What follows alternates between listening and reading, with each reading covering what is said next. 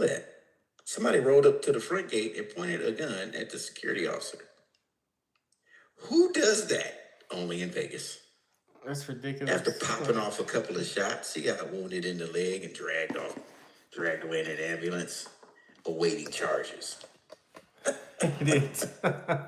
He's lucky they didn't do the other thing, Yeah, right? it is. So they wounded him. Yeah. But yeah, pretty crazy. All right, so let's go here. Don't worry about me. I'm just getting my stuff together.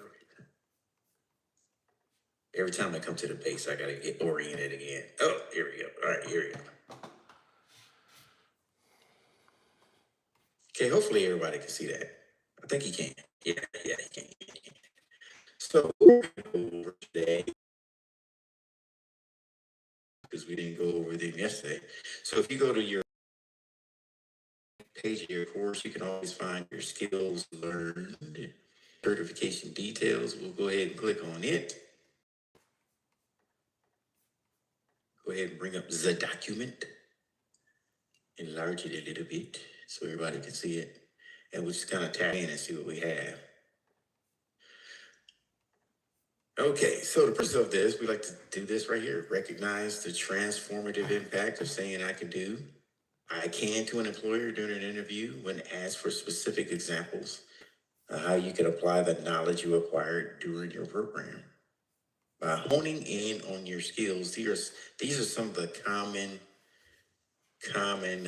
bullet points that you will see on a job posting. As you see right here, we have just completed week 2 on yesterday, and here's some bullet points that we can go over. So one of the most illustrious things that we've learned is to install and configure DHCP servers to ensure efficient IP address allocation within network infrastructures. So we know this is an open discussion, so we just go ahead and just drop stuff in the Chizat. But if you saw this on a job posting, what would you feel comfortable talking about when it comes to configuring a DHCP server and how to ensure you have efficient IP address allocation? So if I asked you that, Elaine, Mr. T, Leah, Mike, anybody, what would you respond? How would you make sure that's happening in an organization? Wait a minute, I gotta get my nerd on. Wait a minute. So how would you establish this in an organization to make sure this is good? Proper DHCP. What's some of the things you might do? Hey, Zeus. What you say? Mr. C? B, I see you hiding up there. You scoop down in his chair. Don't go. Sure. These network. Don't worry, I'll wait. Ensure these are network policy. That was early in the morning. Ensure these are network policy in.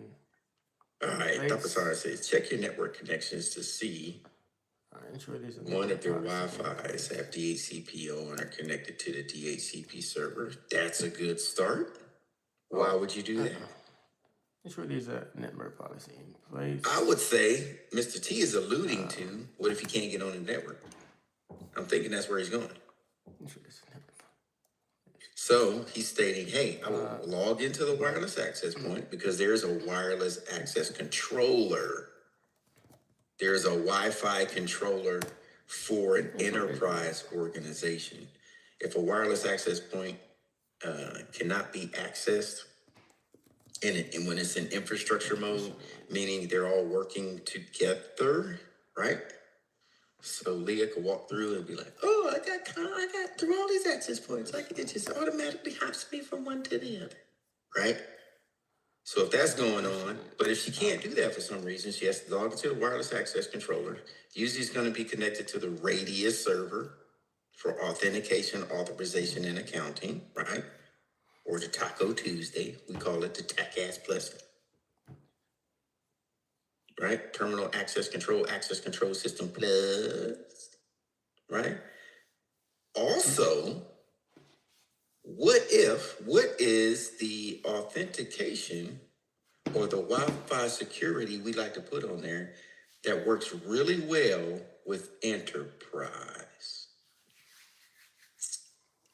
What you say, peoples?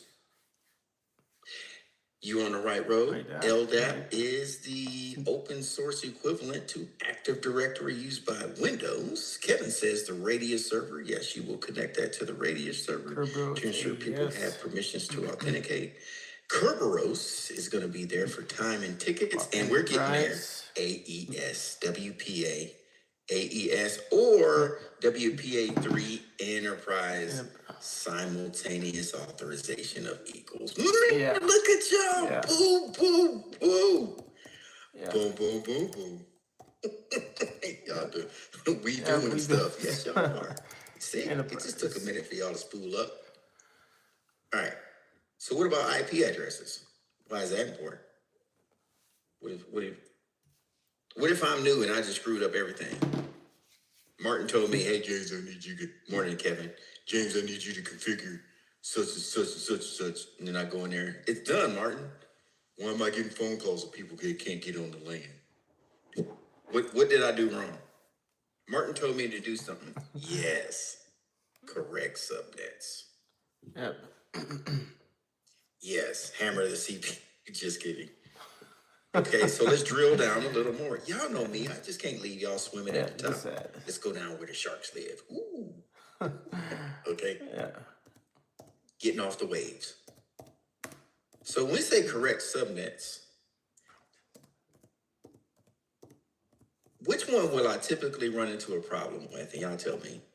Am I using class full? That gives me more of a problem? Or classless routing? Bingo. Classless was give you more of an issue. So Martin didn't tell me pick out some IP addresses with dictated subnets and we're fine. He actually told me you need to configure this subnet with a /25. Yeah. And I messed it up. What might have what could I have gotten wrong? That's very easy to get wrong. The slash. So give me some telemetry on the /25, please. We probably just said Stuff we should know. I don't care about the IP address because you know IP addresses and classless can be interchangeable, right? Depending on where you're at. Before /25, there's some things that we just need to know. Okay, there you go. 218 hosts, 2 subnets can be created, and 2 what's the subnet mask?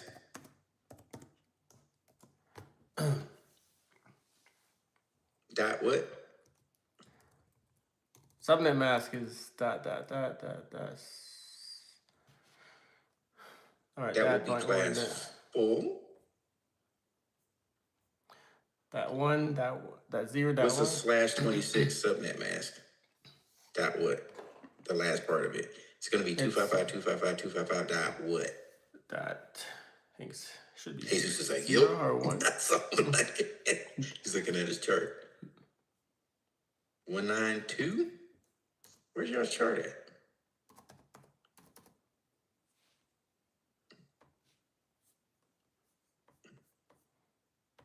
So this is how we do it, right?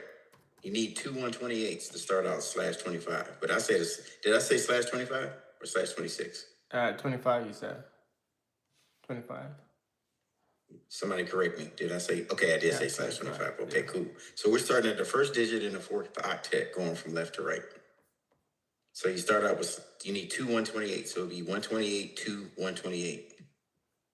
Bit position /25. So you're correct. It's .128 for the top subnet position. So it'd be 255.255.255.128. I could make 2 subnets off of that. Bingo. So whatever, regardless, if Martin gave me an address to start with, or if there's a pool, it doesn't matter. I got a starting point. I know what's happening. Okay? So that's the cool thing about soldering. Man, y'all got it. All right. Oh, you Next, probably just bullet had point static number to two. it. Woo, woo. Didn't use it. What if, All right. oh, wait, we got a message. Elaine says, or he probably just adds static to everything. Other people can't use it. Right, static out the whole, that, Yeah. that's a lot. 128? Yeah. So you have 128 devices staticking out? Ooh, Yeah. that's pretty bad. All right. So apply and configure cloud services to Oh, effectively good morning. implement and manage physical and I'm virtual I'm network studying solutions. That's a IT, lot of information verbiage. technology. Apply and configure cloud services. So basically they're asking you know how to set up a cloud account? Before you answer that question, think about it.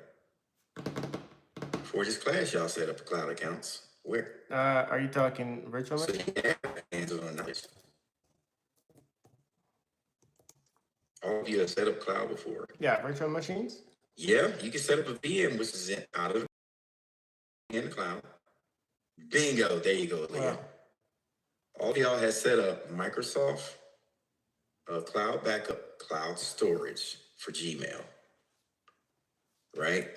Or OneDrive or something. oh yes, so you I'm have the knowledge, studying you know how to do it. Here, you just expounding IT, in OneDrive. information Correct. technology.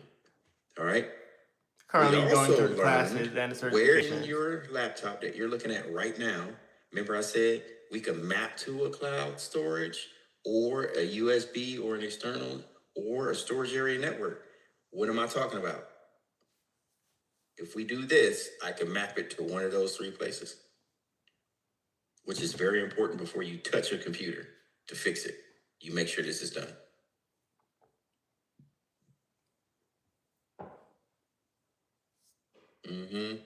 If Charles called me today and says my computer's breaking, before I touch it, I ask the user to do this or I do it. Backup. Of course. Yeah. Correct. So when they do that backup, they're going to back up to OneDrive, Microsoft, Gmail, wherever they got. I don't even know where they got. But they're going to do it, or we're going to back it up for them to a thumb drive real quick. Whatever's there is there. If it's not there, it's lost. Right? And then we'll put it back when we're done. So that's how you can use a cloud solution real quick to implement. And the virtual network, y'all are correct. Y'all used you set up a VM. Now check this out. When y'all set it up on your computer, what type of hypervisor did you use? What type of? Ooh, smacking y'all in the morning. Yeah, it was. Use the Kali image. You are correct. Yeah, it was Kali. Yeah. What type of hypervisor? The hypervisor is the interpreter between the virtual machine and the existing OS, or the bare metal. Okay. So. Grub is the bootloader. Oracle is the person that runs VirtualBox. Okay, so the host. So, what was it? I know, right? That's why we look at this stuff. Be Weezy, what you got? Put that drum down, Brian. Kevin, let's see. Okay, he said VirtualBox. Oracle runs VirtualBox, which is the hypervisor. So what type are you running on your laptop? There's only two. It was. Uh-oh, Charles, the free one. Oh, what type? I can't with y'all this morning. Y'all crazy. Listen. Let me remind y'all. But I did get y'all this morning. Can I get a point for that? Yeah. Please. Elaine said, yeah, you got us. All right, thank you. I just want to be on record. Yeah. Wait, let me type this. Wait a minute. One for James. It's official. No, you can't, Kevin. Can't put it in afterwards. One for James. All right, so you have two. You have a type 1 or a type 2. Type 1 or a type 2. The type 1 hypervisor is what you put on what they call a bare metal machine. You're basically putting it on a server. Okay, right? so the host. So now you can have like Windows 10, Windows Server, Linux. Like I can have all of these images and databases sitting on a server, and then people pay to access it, right? Or I can have type 2, which is what you have placed on your computer, right? Then we downloaded the free image for Kali Linux and we put it on your computer. Your computer is going to be very resource heavy, meaning your computer has to have good CPU, good net card connection, great RAM, and virtualization in order for you to download and install a Type 2. It's primarily using all your resources from your computer. You're sharing it, okay? Yeah. In a server situation, we're going to make sure that's beefed up, but I got 20 bazillion users logging in to use it, right? With your computer, it's one person at a time. So that is the difference, all right? Cool. See, that's why I like going over this stuff. All right, 3. There you go, Charles. Platform as a service. You can use it as a platform as a service. Yep. Create customized wireless network setups tailored to specific environmental needs. What? How can you tailor wireless to what I need? Think of the basics now. Don't overthink it. Look at your home situation. Look at every place you've worked at that had Wi-Fi. Bam. Thank you. Specific channels can be used, right? You can do it for Soho or Enterprise, right? Many users, or hey, we're just a family just using it at home, right? Yeah. You can also segment it as well. Open and close ports. Yes, you can. What if I have somebody temporarily in my home? What network would I like to put them on? And so there you go. Yep, What are 2 accounts that you automatically disable? Ooh. In Windows. 2 accounts you automatically disable in Windows when you load it, when you install it. I think I got you on this one. When we load it or install it? You need the BIOS. You got to interact with the BIOS. But there's 2 accounts that automatically come with Windows. That means they're automatically possibly compromised when you load it. So you have to disable them and create no accounts. Or change. There you go. The guest account and the admin account. The guest account and the admin account inside Windows needs to be changed first. Rename them. Inside. Change. Do whatever you need to do, but change them. Okay. Inside. Now, if we are looking at wireless access points, yes, you can create a guest network and provision that to what you, if you only want them to go to the Google landing page, when they log in, that's where they're going to go. If you want to set up a CAPTCHA, like it takes them and then they got this thing that I know Mr. T, it's in there.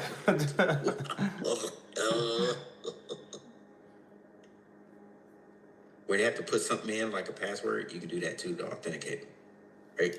Good to go. All right, next one. We just rolling. Oh, wait a minute. What securities for Soho that we typically use for Wi-Fi?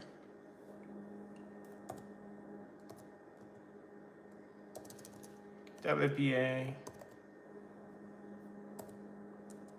Soho. Yep, WPA2 AES. You're correct, Charles. We would like to use something that's 2.4 and 5. Typically something that bounces back and forth. Yep. They call that band steering. If you see that on the exam where you set up something where it can band steer, it can recognize if you have a 5 receiver in your phone or a 2.4 in your device, it will point you to the one to even out the access point. Yeah. Right? So it doesn't get flooded on one channel. Good job. Okay, now we're going to dive deeper because you're going to see this on the exam. One more thing about access points, quiz-wise, this morning, right now. All right, y'all ready? Yeah. I just got the question, so I'm trying to stall. So let's do it. Let's do it. It was on the tip of my tongue. Oh, I got it. Which one would you Which 802.11 would you use? Ah, that's 2.4 and 5. Remember, I didn't ask for the fastest, latest, and greatest. I want to accommodate everybody at work. Thank you, Mr. Charles. Oh. N. Thank you, Mr. T. N. There you go. N accommodates everybody. It may not be the fastest, latest, and greatest, but you got what you got. Anybody that walks in the door should be able to get on the Wi-Fi. Thank you. All right, next. See, the GOAT one is 8. Yes, the GOAT is 8X. Yes. All right, next. Analyze and evaluate strategies to implement effective virtualized networks. We already did that. We just answered that with the other one. Last one, configure and manage cloud services with diverse network environments. If you see that cloud services with diverse, where is it about? If an employer asks you that, to manage diverse cloud situations. Hybrid, correct. You're on the right road. Virtual. So what are the other ones? You have, yes, you have a private cloud or a public cloud. Yeah. So Cloud models, one of them is hybrid. What are the other ones? So at this point, they're asking you, if you are able to set up what we're a cloud instance for us that we asked for, what are the different ones can you set up? Okay, you said virtual, offsite. There's the other one, community. So we have community, private and public. Yep, commercial. What's the other one? Private, public, community. Commercial is pretty much public. It can be dedicated, that where it goes back to private. Okay? So think this. Cloud services.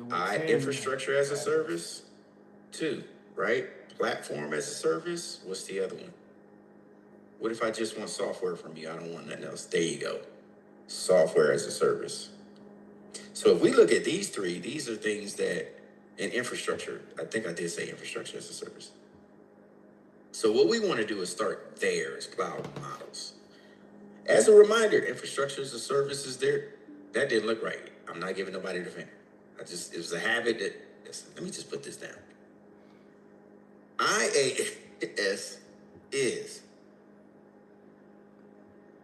I want to upgrade my computer hardware, but I have no money. We're bone dry, people. So we got to think about a most effective way. So what we'll do is we'll buy stuff. We'll buy the equivalent in the cloud or rent it, right? Through a third party. Yeah. I don't want to go out and buy a $5,000 switch, correct? Or a server. Are you crazy? Now I got to pay somebody $65,000 a year to maintain it. Yep. No, we're putting it in the cloud. Infrastructure. Make sense? Software as a service. That's when you're like, well, the whole company needs Microsoft. We'll buy software as a service with all these licenses, and then people can use it. Cloud.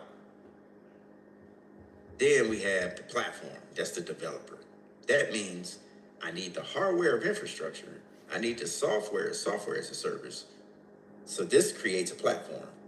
So now I can create what I want, make it available, so I can start making some money on it, renting it out, have a subscription service, have people coding all day, creating. That's the platform.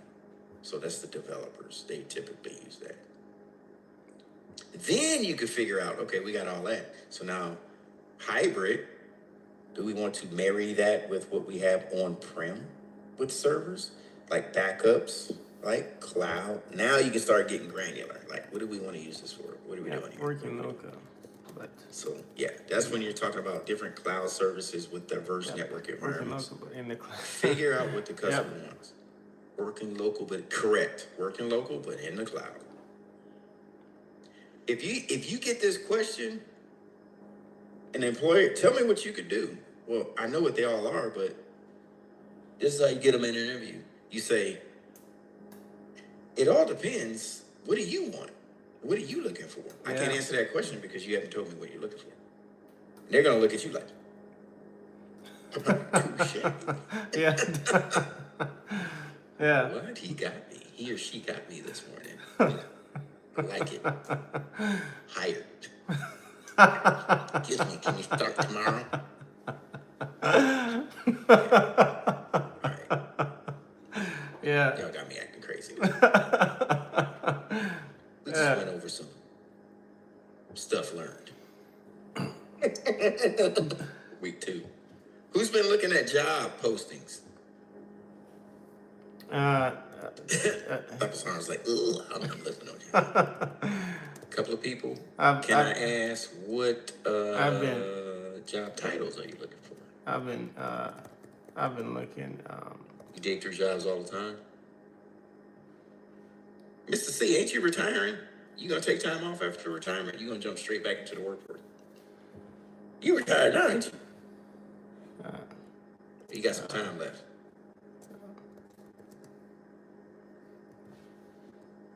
Analyst jobs. Gotcha. Cybersecurity analyst. Yes. Now, keep in mind, I want to take away the big misconception because they advertise it all day. Get into cybersecurity. Get into cybersecurity. There is no direct route to get into cybersecurity. Like, there is no role. Like, there is no path for cyber. There's a lot of educational paths. But when you actually get down to a job, there's nothing set in stone how to get in cyber. You're either going to get in there by knocking the socks off what you do, somebody notices and they bring you in, or you started off somewhere, you still learn cyber, you buddy up with somebody, you help them on projects, and eventually when they ask you to do something, they say, well, you know enough to come over, would you like to come over, right? Or you can get a cybersecurity degree. Hey, all right. Or you can get a cybersecurity degree, right? Go to school, then you pop in as management instantaneously. But usually they want you to have some kind of hands-on knowledge before you do that. 6 months to a year. Typically, they don't hire you straight out of school just with a degree. They want some boots on the ground. What have you done for me lately? Like Janet Jackson. Yeah. What have you done for me lately? Ooh, ooh, yeah. You see Kevin's popping his head. Yeah. What have you done for me lately? Janet Jackson, 1988. Yeah. All right. So, good album, by the way. Pleasure Principle was on there too. Control. Yeah. Great album. So, what you your sister? So please, if I can give y'all any advice, marry the education along, have your hands-on game right along with you learning. There's nothing wrong with going to school. I applaud it, whatever you want to do. But if you make sure your hands-on game comes up with your education game. So you can, even if it's references and you do it for free, right? For a church or a buddy at his company or her company or whatever you're doing, have them write you a reference letter. Even if you do stuff for free, that's what I did. I did the non-traditional stuff too to get the experience, right? I did stuff for companies, buddies companies, did stuff for free. The whole reason I did this was because I didn't want to get another BS or a master's. Just hit it up with, see, you got lucky in this field because a lot of it is, cert driven, yeah. The other stuff is like icing on the cake that helps you as well, but yeah, you got it. Anything y'all want to add? No? Some companies around here looking for unicorns. Yeah. Like somebody that knows everything instantaneously. That's not good. Like somebody waved them out. Like, I can have this moment for life. Like, that's not good. Yeah. Right? No. It doesn't happen that way. But how did you go about doing stuff for free? Oh. So I've always had a business, right? So I would always do stuff. First I had my own PC repair company. So I had one when I was in Georgia, like back in between 2000 and 2003, I had a PC on the go repair company, had business cards, did everything. So everything I learned from Marine Corps basically, and nobody had certs to do nothing. Nobody knew what a cert was back then.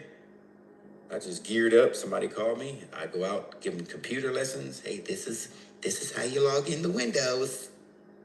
This is how you use Word. This is how you use Excel. And I charged $20 an hour. Then if you wanted me to come out and fix your computer because it crashed, because you had so many different kinds, Compact, Gateway, Apple, like you had so many. And because I worked on various ones by breaking them, fixing them, I know how to navigate and switch stuff out. So they call me, so they save some money. But yeah, but I made some good money on it. It was a hobby. So you can do that too. You can start your own PC repair on call. I had a buddy of mine. You know what he did? This is what he did. He cranked up a website, and what he did, all he had on the website was a credit card payment button and a chat, and it said help desk. Yeah. For real. Nice. I was like, that's not gonna work. Yeah. Thousands of dollars later during the year, it worked. Like, people would call him and he'd chat, and he'd use remote desktop to log into your computer. Sitting at his laptop, surf around, do stuff, basic stuff, smart. I was like, dang, it worked. Yeah. He's like, yeah, man. Business cards, posted it. Yeah. So you could do that too to gain experience. Listen, think outside the box. When people say you don't have enough experience, make your own. Thanks. Make your own. Okay? Yeah. I had one student locally in the area. This is what you can do as well. I'm not 100% in LinkedIn network, but it's still, like, bet on yourself first. Make your own lane. Make your own experience. Get reference letters from people. Hey, if I fix this for you, can I get a reference letter? Sure you can. Right? Apply that and tell them, hey, this relates to A+, what I just did. Tell them in the reference letter, he's good with A+. Fix my computer. Replace my NIC card. Troubleshoots my monitors. Troubleshoots my home networks. But get it? Yeah, there you go. Had another student got with a local PC shop. Became an apprentice while they were in the class. Say, hey, I want to come in on Saturdays, work to help you fix computers. The dude was like, what? Yeah, I got to pay you. He says, no, you don't have to pay me. I'm in school. I'm an apprentice. All I need is a reference letter. Bingo, when he graduated and went for a job interview, he said, you have your reference letter? Sure do. While I was doing this 12-week program, hands-on as an apprentice here, this is all the stuff I did. Nice. Bam! Nice. Make your way. Don't ask somebody to give it to you. Have it ready. Yeah, that's what I'm talking about. Yeah. But hopefully, Ali, I gave you a couple of just examples of what you can do. Yep. Hit up your local church. Go to church. Talk to the pastors. Hey, can I fix the network for free? I'm in school. Oh, I got these certs. Sure can, brother, sister. Love for you to come in. Oh, by the way, Pastor, I need that reference letter when I'm done. Good job. Yeah. Hey. Hit up. Yes, you can. You can hit up the VFW too. They know people. The VFW might need you. The VFW might need you. So, all right, just a couple of ways. But any questions for me? All right, so we have 5 finals in. Good job. Woot, woot. If you haven't attempted it yet, take the time this morning. We'll get into a lecture probably around 11. Try to, because it takes at least an hour and a half to just try it. Something like that. Yeah. I'd say jump in and try it. If it's a bad score, upload it. I just need something so we know where your GPA is. You can always redo it. All right? Skippy hip. And I'll turn you to. Don't forget to take a break at 10 till.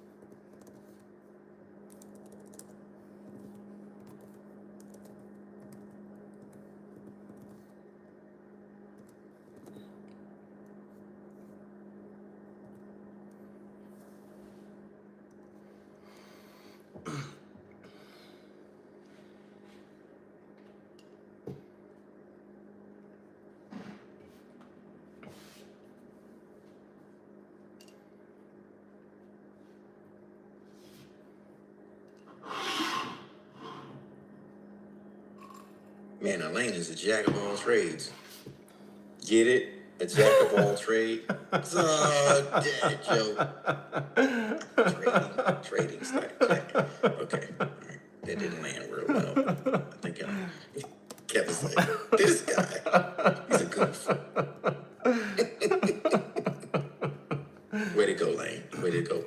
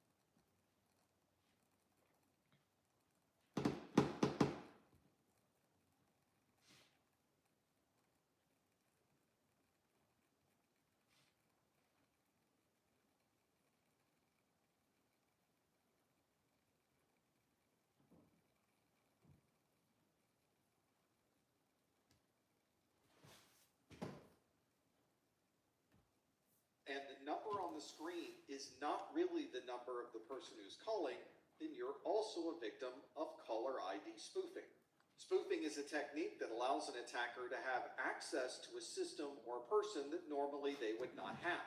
And this is very commonly used for techniques such as on-path attacks, where they can sit in the middle of a conversation and be able to monitor or even change the contents of that conversation. One way that a third party could sit in the middle of a conversation is through the use of ARP poisoning. This is also called IP spoofing, where the attacker is pretending to be an IP address that they really are not. In this example, we have two devices on the network. We have a 192.168.1.9 IP address, and you can see the MAC address associated with that device. We also have a router. That router is 192.168.1.1, and obviously the router has a completely different MAC address. The way that Address Resolution Protocol, or ARP, works is that the device on one side needs the MAC address of a device that it wants to communicate to. All it really has is the IP address. So if the 192.168.1.9 needs to communicate to 192.168.1.1, it first needs to determine what is the MAC address of 192.168.1.1. And that is what we would use the Address Resolution Protocol for. ARP will send out a message to everyone on the network using a broadcast. And that broadcast will ask, who has 192.168.1.1? I need that MAC address. And the device with that IP address of 192.168.1.1 will respond back to the requester with the MAC address of that particular device. You can see in this example, the MAC address that's responded back is exactly the same MAC address associated with this router. Once the original device has that response, it will cache that information into a local ARP cache on that machine so that it now knows that 192.168.1.1 is the MAC address that it has received as part of that address resolution protocol. You'll notice that there's no authentication or special security associated with that ARP process, and it's that lack of security that the attacker will take advantage of. This example, we have an attacker who is at 192.168.1.14, and you can see they have a very different MAC address associated with their device. They're going to send an ARP response to the 192.168.1.9 device, even though that device did not originally send a request. ARP will interpret and take any responses that are sent across the network, and in this case, the attacker is going to spoof the IP address of the router. And this attacker says, I am 192.168.1.1, and this is the MAC address associated with that IP. You can see in this example, the MAC address that's being sent as part of that ARP response is the MAC address of the attacker and not the MAC address of the legitimate router. When that ARP response is received, this ARP cache is now updated with the new information. So now 192.168.1.1 has a completely different MAC address than the one that was put there originally. The attacker has effectively spoofed the IP address of that router so that the victim now believes that the router is located at a different MAC address. From this point forward, any traffic sent from this device to the router will first be sent to the attacker, and very commonly the attacker will then forward that information on to the legitimate router. This means that neither the victim device nor the router realize that there is an attacker in the middle of the conversation that is intercepting and forwarding all of the traffic sent between these two devices. Another type of spoofing that can take place is DNS spoofing. This is also referred to as DNS poisoning, where we are modifying either information contained on the DNS server itself, or we're modifying the responses that are being sent from the DNS server. We could do this without the DNS server itself by modifying the host file that's on the client. This host file has a higher priority than DNS responses, and everything in the host file will always take precedence over anything else that may be on a DNS server. This DNS poisoning works by sending fake responses to legitimate DNS requests. And if you're not modifying information on the DNS server itself, this will require changing the information on the fly as it is sent in real time between the DNS server and the victim machine. This is a perfect example of where on-path attacks would be perfect to execute a DNS poisoning. Let's see how this DNS poisoning can be used to modify the results of a DNS response sent to different devices on the network. In this example, we have two users, a user 1 and a user 2.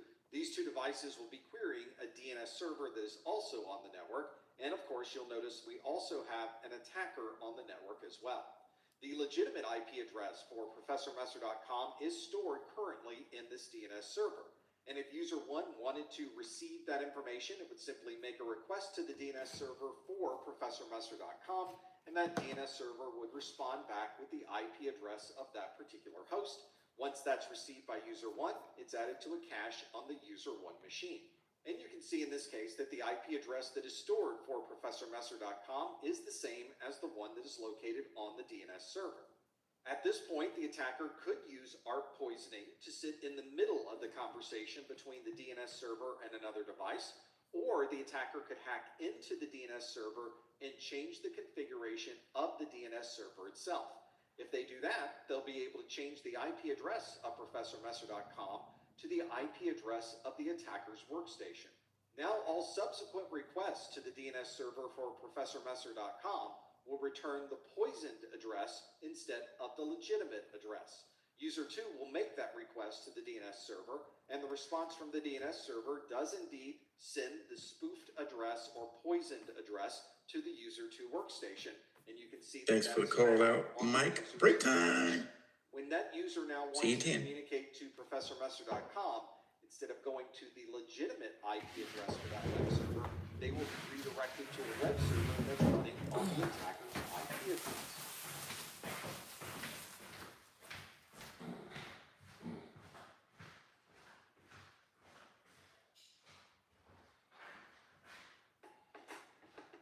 You want to get to the good parts. Parts to manufacture. To the best parts of your job. But a lot can get in the way. Between supplier selection, procurement, inventory management, kitting, and manufacturing, you need a system of action to support you and your systems of record. Keep on track and on time with CoFactor. Leverage industry-leading data to help select parts and design confidently. Procure based on demand with a complete view of the realities of your manufacturing needs. CoFactor's .ai automates vendor communication from quote through delivery, so you can stay informed and strategic. View inventory and initiate kitting and shipments to your manufacturing partners. And do it all across your direct spend, keeping financial and planning systems up to date. Better decisions, better results, way less hassle. CoFactor lets you get to the good parts. We can start whenever you're ready. Ready? Yeah. Wait, no, stop! Wrong pedal, other pedal! Here! What do you want? Stop the car! That's a kid! Kid!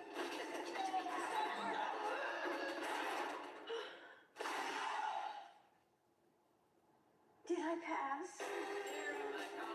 Hello, DMV MVPs? Hi there, mister. Oh. Oh, no. How close did you come? My life flashed before my eyes. I can't throw away my life in some dead-end job for crappy pay and no hope of happiness. No offense, Greg. Oh, I wasn't offended until you said Greg. Oh, sorry. What do I like most about working here? The constant rush of superiority. Coupons are not a valid proof of residence. Did you realize your job is to ruin people's lives? This is mine now. It's our ink anyway. New guy. You started wearing makeup, stopped eating tuna. You staged the house. Don't blame me for checking out the Zillow.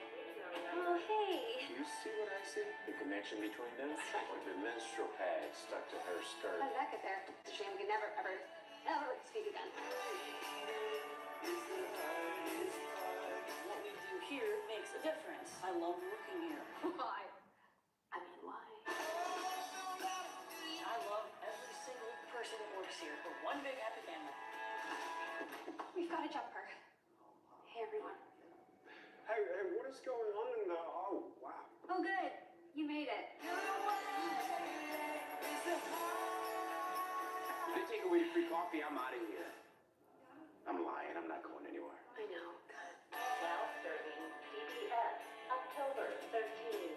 no idea how hard it is to be a single woman in her 30s, okay? Is it any harder than being a black man in the 60s? I don't know. Is it? No. I'm so sorry.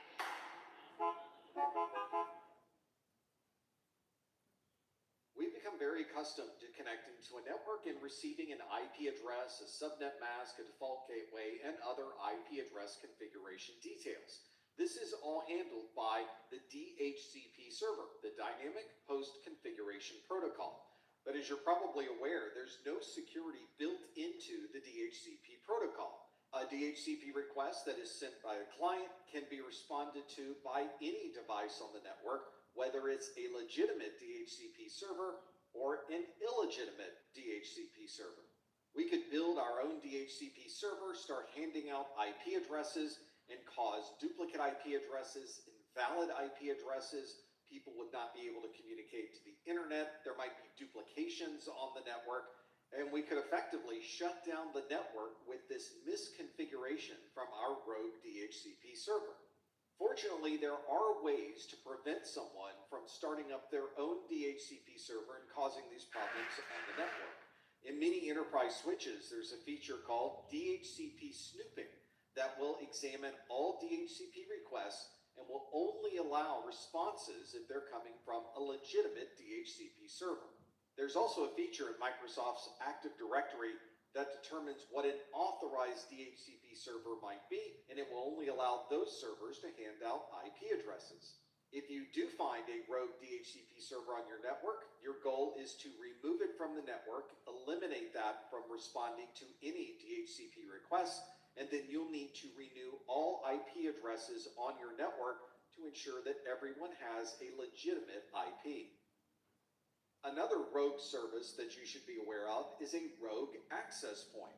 Access points are relatively inexpensive to purchase, and you can plug them into any Ethernet connection.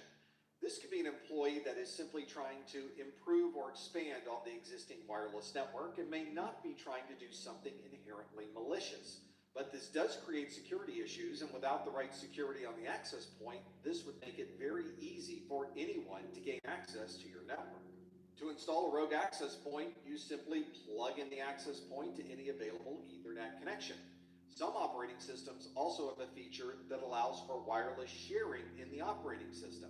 This means you could effectively turn your entire computer into an access point. It's always a good idea to perform periodic scans of the network or to physically walk around the facility with a wireless analyzer to see if you happen to find a wireless access point that should not be there. Many organizations will prevent rogue access points by enabling 802.1x on their network switches. This is also known as network access control. This requires everyone to authenticate before they are granted access to the network. So even if somebody does plug in a rogue access point, they still would not be able to gain access to the network unless they had the proper authentication. If someone is connecting an access point and they're doing this for malicious reasons, we refer to that as a wireless evil twin. This combines a few of the techniques associated with phishing with the technologies associated with wireless networking. A wireless evil twin is designed to look exactly like the wireless access points that are already installed at a location.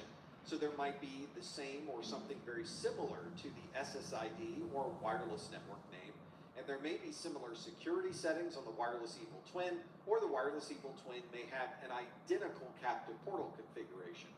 Many of these wireless evil twins will increase the output power of their radios so that they overpower any access points that may be in the area.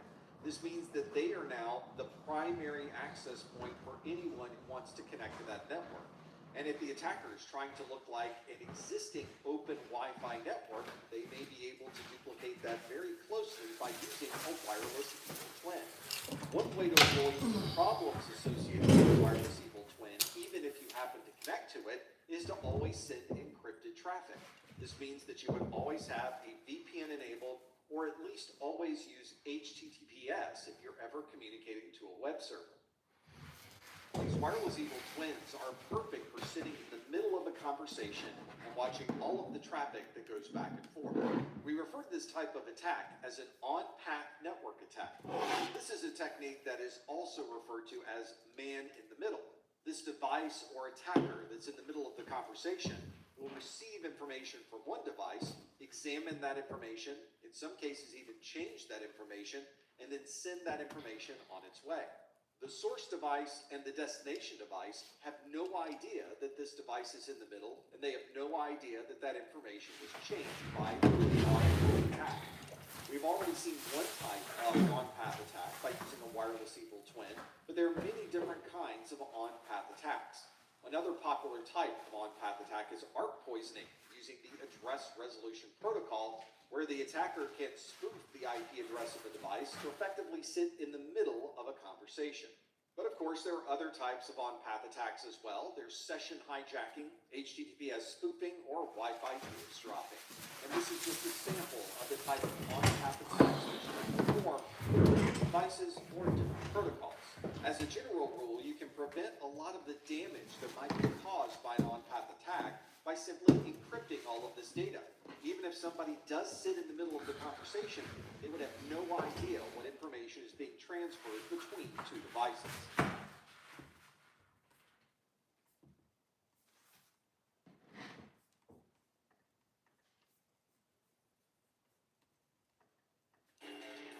People can get crazy trying to stop a cyber attack.